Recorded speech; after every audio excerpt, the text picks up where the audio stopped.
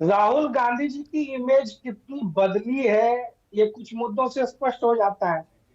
राहुल गांधी जी की इमेज देखिए, व्यक्तिगत तौर पर वो क्या कर रहे हैं नहीं कर रहे हैं, लेकिन जब मुद्दों की बात कांग्रेस पार्टी करती है तो राहुल गांधी कहते हैं कि भारत की सेना पिट रही है। तो क्या राष्ट्रवाद के मुद्दे पर, भारतीय सेना के शौर्य के मुद्दे पर राहुल गांधी जो पहले भी एयर स्ट्राइक, सर्जिकल स्ट्राइक पर सवाल उठाते रहे, पाकिस्तान उनके बयानों को कोट करता रहा, तो हालिया चीन के साथ जो भारत की तनातनी चल रही थी उसमें राहुल गांधी का जो बयान आया, उसने क्या जनता में उनकी राष्ट्रवादी इमेज बनाई है या राष्ट्र विरोधी इमेज बन गई? ये सोचने की बात है। दूसरी तरफ वो तपस्वी और पुजारी का विश्लेषण करते हैं, वो हिंदू वर्सेस हिंदुत्व का विश्लेषण करते हैं, वो राष्ट्रीय स्वयंसेवक संघ और सावरकर के ऊपर जो कटु प्रहार करते हैं, तो उससे उनकी इमेज हिंदू विरोधी बन रही है या हिंदू समर्थक बन रही है।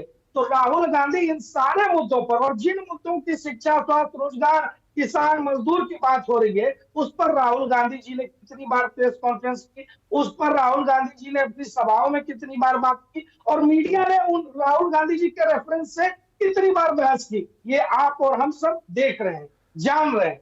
और राहुल गांधी जी के यात्रा को लेकर के कम से कम 100 डिबेट तो न्यूज 24 कर चुका है, फिर भी राहुल गांधी कहते हैं कि देश की मीडिया को मोदी जी डरा कर रखे हुए, उनकी यात्रा को कवरेज नहीं मिल रहा है। तो राहुल गांधी जी का जो झूठ का प्रोपेगेंडा है वो मीडिया और सोशल मीडिया के माध्यम से पूरी तरह ध्वस्त होता हुआ दिखाई पड़ रहा है। अभी आपके ही वरिष्ठ पत्रकार राजीव रंजन जी ने कहा कि राहुल गांधी जी की इमेज बहुत मजबूत हुई है, बहुत बदली है, लेकिन फिर भी कांग्रेस नहीं चाहती कि वो मोदी जी के बरक्स जाकर खड़े हो।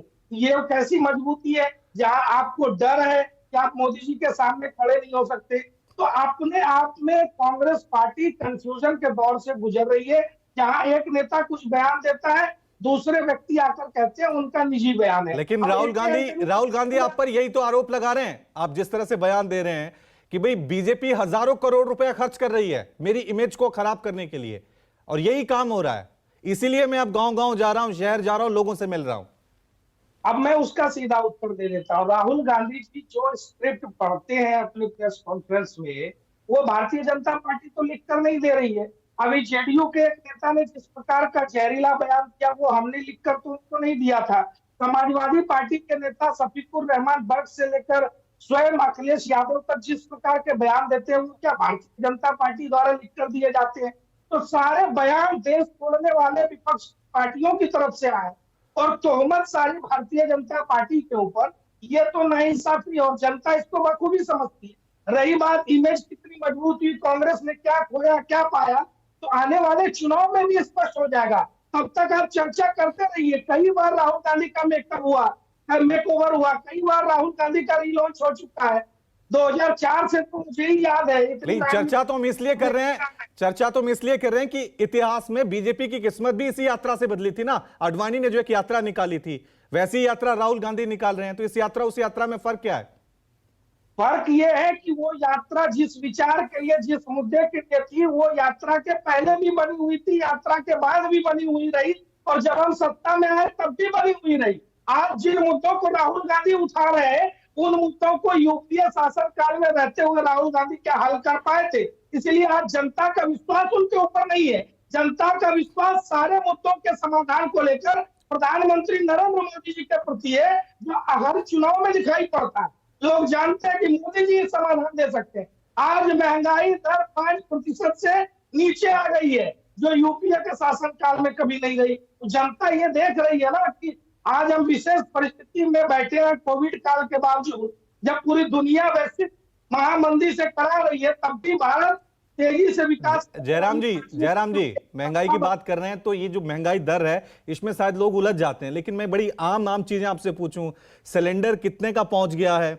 सरसों का तेल कितने का पहुंच गया है? ये तो बड़ी आम चीजें हैं ना। आटा जो कभी 200 रुपए में मिल जाता था, 400 रुपए में 10 किलो का मिल रहा है। महंगाई तो बड़ी है ना। यही मुद्दे तो राहुल गांधी जाके सड़कों पे उठा रहे हैं लोगों के साथ। मैं यही तो कह रहा हूं कि महंगाई एक विशेष परिस्थिति के कारण बढ़ी है। आप इन्हीं चीजों के दाम 2014 से 2019 तक देख लीजिए, जब आप ही तो कहते थे जयराम जी, बहुत हुई महंगाई की मार। आप ही तो कहते थे ना, बहुत हुई महंगाई की मार अब की बार मोदी सरकार।